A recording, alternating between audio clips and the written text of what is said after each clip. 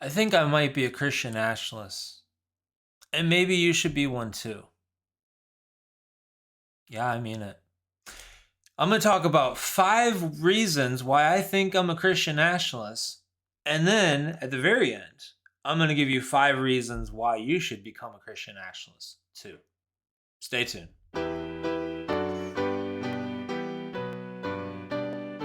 Welcome to Truth Transforms. My name's Adam Markley, Christian nationalist.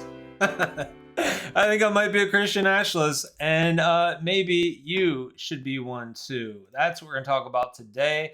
I'm going to give you 5 reasons why I think I'm a Christian nationalist. Now, first, we're going to start with some definitions. This is the definition of satire. The concise Oxford English Dictionary defines it as the use of humor, British spelling, irony, exaggeration, or ridicule to expose and criticize people's stupidity or vices. I think that's a good definition. Next, the American Heritage Dictionary of the English Language defines it as a literary work in which human foolishness or vice is attacked through irony, derision, or wit. Well, okay, so now that satire has been defined, let's talk about these 5 reasons. 5 reasons why I think I might be a Christian nationalist. Number 1, there was a clip that thoroughly defines me as a Christian nationalist. Let me find that clip for us now. Okay, so here's the clip I would have played. It's actually kind of lengthy, so instead I'm going to summarize his definition of Christian nationalism. I'm going to read a transcript from a podcast that he did, just a short portion of it. This is the man, his name's Andrew Whitehead. He wrote a book about Christian nationalism and its dangers and what he sees as its dangers, and his definition is very interesting because he's most definitely a leftist. His book that he wrote is American Idolatry: How Christian Nationalism Betrays the Gospel and Threatens the Church, which his definition of Christian nationalism is this. This is from a podcast where he's being interviewed. So give us the elevator definition. Christian nationalism is, make it bigger, and how do we define it in our own lives, in our churches, in our communities? So here's what he says. He says, so Christian nationalism I define as a cultural framework, and cultural frameworks could be any. There are a number of them, right? That people have and accept. This is why I'm reading it.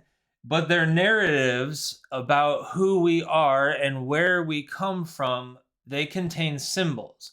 They contain value systems. Ooh, value systems. All these things together create cultural frameworks. And so Christian nationalism is a particular cultural framework that desires for a very particular expression of Christianity to be privileged in the public sphere of the United States. So a desire for Christian values in America. Oh, wow. Yeah, that's could kind of like describe every single Christian, right? And it desires to see this particular expression of Christianity. I love this particular expression of Christianity, biblical Christianity, biblical values, Christian values, basically provide the overarching framework for how the United States operates. Now, we're not talking about taking control and taking dominion and things that are very different. We're talking about he has a problem with Christians desiring Christian values. So it desires to see this particular expression of Christianity basically provide the overarching framework for how the United States operates. What it means to be an American citizen. Well, he's stretching it there. And it wants to see the government defend, again, the centrality of that particular expression. Well, yes, we do want to see the government defend its laws. And I would like to see Christian laws. I would like to see Christian leaders. Which is, you disagree. This is about me. I guess I'm a Christian nationalist. And this definition is built off a number of empirical studies that I've been a part of. And the reason why it's important to say a particular expression of Christianity is that as we know in the US, there are many different expressions. Yep. There are many leftist expressions, people professing to be Christians, to know Christ, and not all of them embrace Christian nationalism. But what we really want to point out is that it's more than just saying Christianity and saying this is, the Nicene Creed or some of our Orthodox Christian beliefs. But the Christianity of Christian nationalism brings with it a lot of different other cultural beliefs and values as a part of that cultural framework. And he goes on, and it's kind of lengthy, but he goes on in maybe not in this interview, but in the thing that I watched, and he talked about some hallmarks, and these are things like moralism, traditional moralism, like two sexes, two genders, male, female, like against abortion. Abortion is murder. Those are the sort of things that he would define as being Christian nationalists, which is basically just defining what a Christian is, that a Christian upholds those values and desires to see those values in society and desires to see legislation that upholds those values. That's the desire of every Christian. This is why none of us respond well to the straw men of Christian nationalists. But remember, and this video is about me being a Christian nationalist, because that's describing me. Okay, let's move on to number two. Number two, I was excited when I saw this. I was excited when I saw this right here. Let me show you what this is. This is Dusty Devers. He's a pastor, and he won his district. He's running for state senator in the state of Arkansas. And I was really excited when I saw this. So, he's a bivocational pastor, I believe, and if he wins, as long as he can fulfill his pastoral duties, I don't have a problem with that. He can, if he feels called to run and he's running, this is excellent. I love seeing someone in this position running for senator who has Christian values and would want to enforce Christian values when he gets there. I think all Christians should be excited about this. Now, there were some people that on that place, Twitter, X, were not very happy about this. And I was wondering, when I happened to be there, which I'm not really on Twitter, but I was on Twitter. I saw that, and it was I wasn't really understanding why someone would be upset about that, because this gets me really excited to see a Christian running. Now, he's a theonomist Christian, so I wouldn't agree with, of course, his theological, position there, but he's a Christian nonetheless, and he's a conservative Christian, and seems like a very godly man. And in fact, he was on a podcast where Christian nationalism was being talked about, and although, I heard kind of a straw man come from him, he seemed actually mature because he's a pastor and he was on with some really immature people. And so that I was encouraged by that. And so anyway, that's number two. That's number two reason why I think I might be a Christian nationalist. Number three, I disagreed with a comment and I had a particular thought. I'll tell you what that thought is here in a moment. I disagreed with a comment. I'm trying to pull that comment up now. This is also on Twitter because when you sign up for Twitter, even just for research, it sends you emails and it's like, hey, you should go look at this. And so I went and looked, and this is what I saw. And so this is what it is. It's Charlie Kirk. Something was retweeted by someone that I greatly respect, but they retweeted this, and it's about a plan that Trump would want to implement regarding schools, regarding public schools. And I saw the retweet, and I had the thought, it's not whether but which. That's the thought that I had. It's not whether but which. This is what his plan is. It said, create a free, federally funded online university called American Academy. Ban wokeness and jihadism. Allow credentials to be used to apply for government and federal contractor jobs. Grant credit to students for past coursework. tax large private and university endowments like Harvard's to pay for the free school, sue and fine institutions that fail to uphold free speech laws.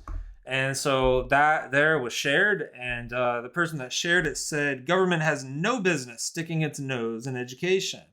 Now, I'll be honest, when I read the thing and I watched the video there, I thought, that sure doesn't sound constitutional, but it's not whether, but which. I mean, that was my thought there.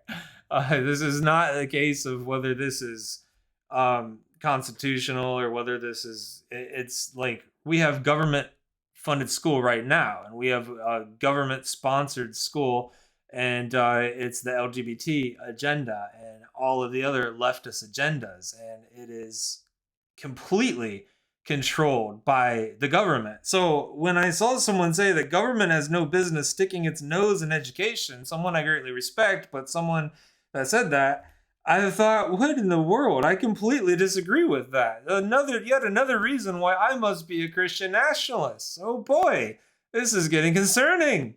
All right, we're moving on to number 4. Number 4 reason why I think I'm a Christian nationalist. I was told that I sound like a Christian nationalist from a commenter. That's right. In my videos against Christian nationalism, Dominion theology, in my videos against that, this commenter was going back and forth a little bit, and I told this commenter when they were bringing up objections to things, I said, you should really watch these other videos, and I'll give them credit. They went and watched. They watched like 2 really long live streams and came back and said this: you really do sound a lot like a Christian nationalist when you acknowledge that you do want to live under godly laws, so it is your position that doesn't really make sense. Christian nationalism makes a lot of sense. What doesn't make sense is why so many Christians are afraid of having Christian laws. Either way, I appreciate you devoting your time to these videos and actually engaging in the comments. Well, it made me laugh. I laughed out loud just like I did now, but much harder. Because like all Christians want to live under godly laws. All Christians want to have Christians in rulership. At least, I'm sure there are wackos out there that don't. But, I mean, that's what all Christians desire. But that's desiring that and it being a mandate of the church are 2 different things. And whether we should seek revolution, those are other things as well. But I'm in the wrong video. This video is about why I am a Christian nationalist. So let me just stick to that. We're on to number 5. Number 5 is that I desire Christian leaders and righteous laws. Of course, we know in Proverbs 29:2 that when the righteous increase, the people rejoice, but when the wicked rule, the people groan. And that's so very true, and that's just a plain fact of life, and that's a biblical truth.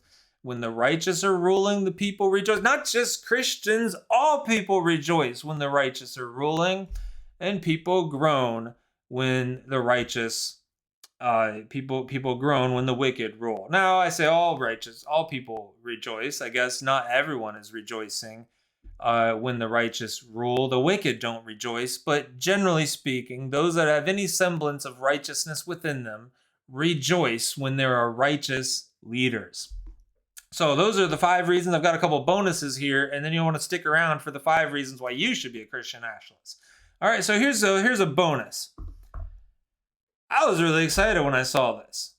Praying at the House floor with the new speaker. This is incredible. This is an excellent thing, and that made me excited. So, he was talked about by Doug Wilson.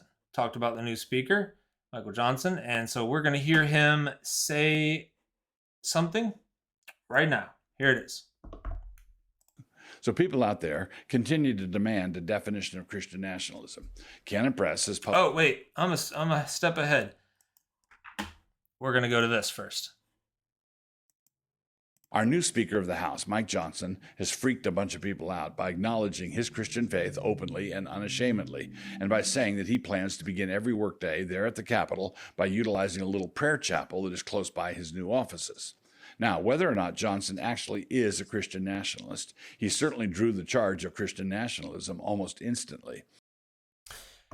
Okay, well, that actually was to point out the fact that that's not the right question, Doug Wilson. The question is not, is he really a Christian nationalist? The question is he really a Christian? That was a really odd thing to say. Is he really a Christian nationalist? The question is he really a genuine born-again Christian? And that was really weird to not say that. If you're going to ask a question, that would be the question to ask. Okay, well, moving on here. This is the other part of it. This is about the definition. Yes, this is the bonus, is that Doug Wilson's definition is another definition that I would agree with. It's not actually his definition, but it's in a video he gave. So people out there continue to demand a definition of Christian nationalism. Canon Press has published 2 books on the subject, mine and Stephen Wolfe's, and yet the cry still goes up. Who will give us a definition? So here's a short and pithy one. Quote, any open Christian to the right of Mitt Romney who gets anywhere close to having some actual political power. The keepers of that expansive definition would be the New York Times, MSNBC, Vice Magazine, and other worthies. Okay, well, there you go. Except the part on there about getting anywhere close to having any political power, well, that's that narrowly defines it a little bit more than what I remembered when I watched it. But basically, if we just take that part away and say anyone to the right of Mitt Romney, well, that puts an awful lot of us in that category then too, doesn't it?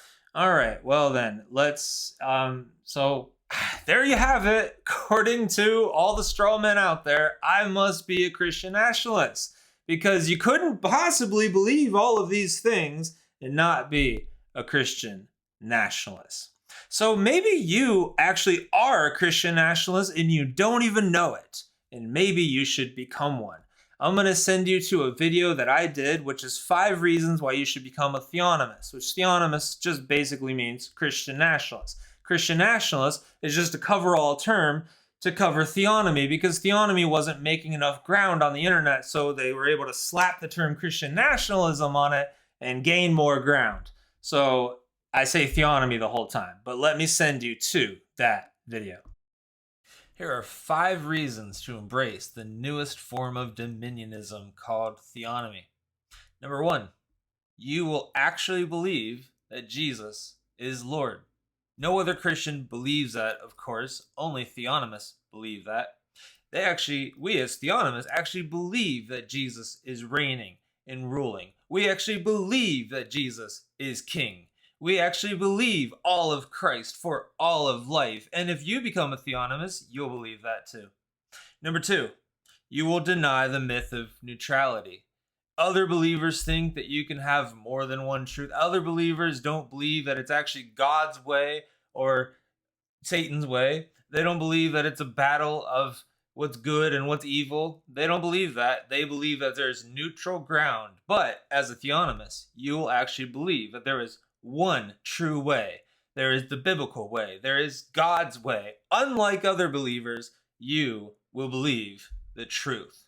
Number 3, you can speak with disdain about brothers in Christ that expect persecution because they see it in Scripture. These silly Christians are reading their Bibles, and they're seeing persecution, and they're seeing promises of persecution, and they're seeing Jesus warn of persecution, and they're seeing Jesus say even to take joy when you experience persecution because you're doing the right thing. This is going to happen to believers. But that's just wrong thinking. That's just wrong thinking. So you can actually speak with disdain about those people when you become a theonomist. Number 4, you can state things that all Christians believe and pretend like only theonomists believe it. This is the most fun part about being a theonomist. All authority. Jesus said all authority, and he meant all authority.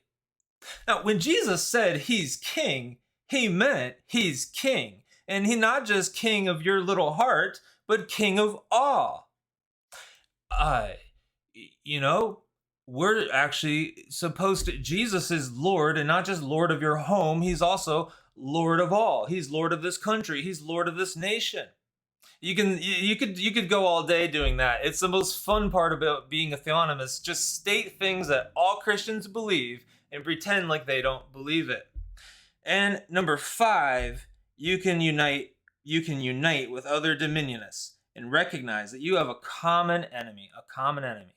And that enemy is not sin and the depravity of man. That enemy is not Satan. That enemy, of course, is gospel-centered, Bible-believing Christians who refuse to embrace something that detracts or perverts the gospel. There it is. Those are the reasons why I think I'm a Christian nationalist, and maybe you should be one too. Let me know your thoughts in the comments. Hit that like button. Let's help this reach more people. Be sure to remind people in the comments for me that I gave a definition of satire at the very beginning. And maybe they should watch the video again. Now, if you're new here, you're watching Truth Transforms. The goal of Truth Transforms is to transform hearts and transform minds through the truth of God's word. And sometimes satire is necessary to point out error and expose straw men. God bless you, and I will see you in the next episode. To see all the videos that I've done on Christian nationalism / Christian reconstructionism / theonomy / dominionism / theonomy / theonomic postmillennialism, watch this playlist right here.